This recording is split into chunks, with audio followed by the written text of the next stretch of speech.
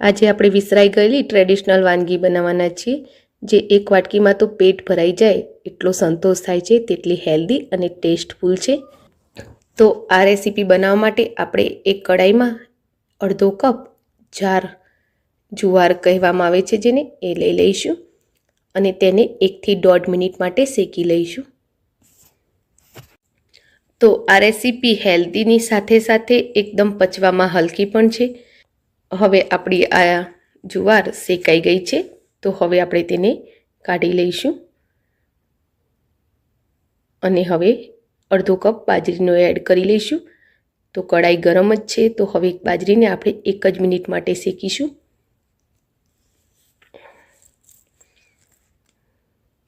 તો બસ તેને પણ સતત હલાવતા રહી શેકી લઈશું. અને હવે બાજરી પણ શેકાઈ ગઈ છે, તો તેને પણ કાઢી લઈશું. તો હવે કડાઈમાં અડધો કપ ચોખા લઈશું. ચોખા આપણે પાતળા નથી લેવાના, આવા જાડા જ લેવાના છે. જે જનરલી આપણે ખીચડી માટે યુઝ કરીએ છીએ તે ચોખા આપણે લેવાના છે. જો જાડા ચોખા હોય તો વધુ સારું, ન હોય તો પાતળા કે બાસમતી પણ ચાલી જાય, પણ આ ચોખાનો ટેસ્ટ આમાં બહુ જ સરસ લાગે છે. તો હવે તેને પણ 1 મિનિટ માટે શેકી લઈશું. તો ચોખા પણ આપણા હવે શેકાઈ ગયા છે, તો તેને ઉતારી લઈશું અને હવે તેમાં અડધો કપ મગ એડ કરી લઈશું. તો મગને પણ આપણે 1.5 થી 2 મિનિટ માટે શેકી લેવાના છે. તો ફ્રેન્ડ્સ, તમને જો મારી રેસીપી ગમતી હોય તો તેને લાઈક અને શેર કરો. હજુ સુધી જો તમે મારી ચેનલને સબસ્ક્રાઈબ ના કરી હોય તો કરી લો. બાજુમાં આપેલા બેલ આઇકનના નિશાનને ટચ કરી ઓલના નિશાન પર ક્લિક કરો, જેથી કરીને તમને મારા નવા વિડીયોની નોટિફિકેશન મળતી રહે. તો મગને પણ આપણે સતત હલાવતા રહી 1 થી 2 મિનિટ માટે શેકી લીધા છે અને મગ પણ શેકાઈ ગયા છે. તો હવે તેને પણ ઉતારી લઈશું. તો અહીં આપણે મગ, ચોખા, જુવાર અને બાજરી ચારે વસ્તુને શેકી લીધી છે અને હવે તે થાળીમાં કાઢી હતી તો ઠંડી પણ થઈ ગઈ છે. તો હવે તેને મિક્સી જારમાં લઈ લઈશું અને તેને પલ્સ મોડ પર દળી તેનો કકરો લોટ તૈયાર કરીશું. અહીં મેં બધી જ વસ્તુને કકરી દળી લીધી છે. બાજરીને પણ તમે જોઈ શકો છો, મગને પણ મેં કકરા દળી લીધા છે. આ આપણી જુવાર છે અને આ ચોખા છે. તો બધી જ વસ્તુને આપણે કકરી દળી લીધી છે. હવે આપણે એક થાળીમાં આ બધી જ વસ્તુ લઈ લઈશું અને તેને સારી રીતે મિક્સ કરી લઈશું.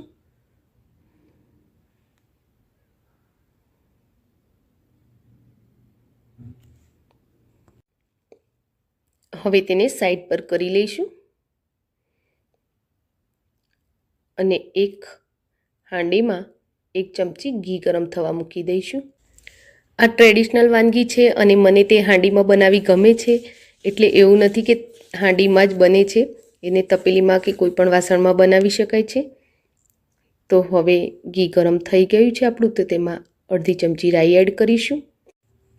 3 લવિંગના મેં ટુકડા કરી લીધા છે, તો એ એડ કરી લઈએ. અડધી ચમચી જીરું એડ કરીશું.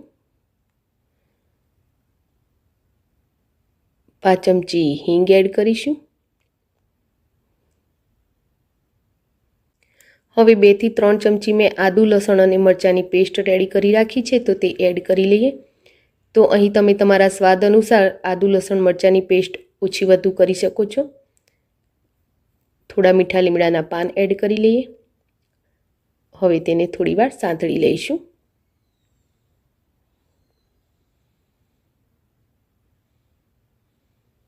તો આદુ, લસણ અને મરચાંની પેસ્ટ આપણી સારી રીતે સતળાઈ ગઈ છે. તો હવે તેમાં થોડા લીલા વટાણા એડ કરી લઈએ. અડધો બાઉલ સમારેલું ગાજર એડ કરીએ અને હવે તેને પણ સહેજવાર સાંતળી લઈશું.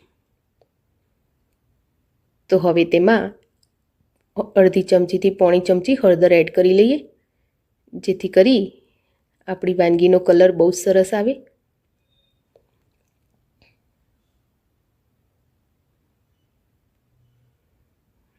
હવે એમાં 2 ગ્લાસ પાણી એડ કરીશું.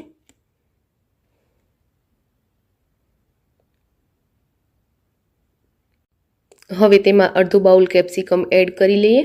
કેપ્સિકમ પાણીમાં પણ સારી રીતે ચડી જાય છે, તો એને આગળથી સાતળવાની જરૂર નથી, એટલે પાછળથી એડ કરી રહ્યા છીએ. તો હવે તેને ઢાંકી થોડીવાર ગરમ થવા દઈશું. ત્યાં સુધી આપણે જે તૈયાર કરેલું છે મિશ્રણ, એમાંથી 1 કપ અલગ લઈ લઈએ અને તેમાં થોડું પાણી એડ કરી લઈએ. હવે આપણે તેને સારી રીતે હલાવી મિક્સ કરી લઈએ. આપણે તેને ડાયરેક્ટ પણ એડ કરી શકાય છે, પણ ડાયરેક્ટ એડ કરવા જતાં અંદર લમ્સ વધુ પડે છે. તો આ રીતે આપણે તેને પહેલેથી જ પાણી સાથે મિક્સ કરી અને પછી એડ કરીશું, તો લમ્સ એક પણ નહીં પડે. તો હવે આપણું પાણી પણ ગરમ થઈ ગયું છે અને આપણે મિશ્રણને તૈયાર પણ કરી દીધું છે, તો પાણીમાં એડ કરી લઈએ. અને હવે તેને સારી રીતે હલાવી પહેલાં મિક્સ કરી લઈએ. અને 1 થી 1.5 ચમચી સ્વાદ અનુસાર મીઠું એડ કરી લઈએ. અડધી ચમચી લાલ મરચું એડ કરીએ અને તેને હલાવી હવે થોડીવાર ઢાંકી અને થવા દઈશું.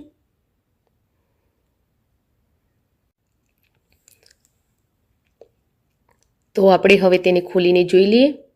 તો બસ આ રીતે તેને વચ્ચે વચ્ચે ખોલી અને આપણે ચેક કરી લેવાનું છે, અને જરૂર લાગે તો પાણી એડ કરતા રહીશું. તો મને હજુ લાગે છે કે પાણી એડ કરવું પડશે, તો આપણે થોડું પાણી એડ કરીશું. અને હવે તેને ફરીથી ઢાંકી અને થોડીવાર થવા દઈશું. તો આ રેસીપીને બનતા બહુ ટાઈમ તો લાગતો નથી, બસ લગભગ 10 મિનિટમાં તો તૈયાર થઈ જાય છે. તો હવે આપણે ચેક કરી લઈએ.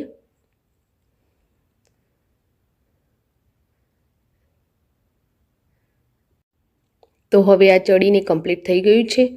તો આપણે આમાં 1 નંગ ટામેટાને સમારીને એડ કરી લઈએ અને થોડા લીલા ધાણા એડ કરી લઈએ.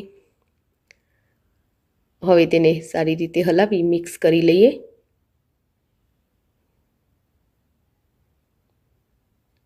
અને 1 ચમચી ધાણા જીરું પાવડર એડ કરી લઈએ. તેને પણ સારી રીતે હલાવી મિક્સ કરી લઈએ. તો બસ આપણી રેસીપી આ એકદમ રેડી થઈ ગઈ છે. તો હવે તેને આપણે બીજા વાસણમાં કાઢી લઈએ. તો આ રેસીપી છે આપણી ટ્રેડિશનલ રેસીપી ભૈડકાની. તો ફ્રેન્ડ્સ, તમને મારી રેસીપી કેવી લાગી એ કોમેન્ટ બોક્સમાં જરૂરથી લખજો. Thank you for watching my video. જય શ્રી કૃષ્ણ.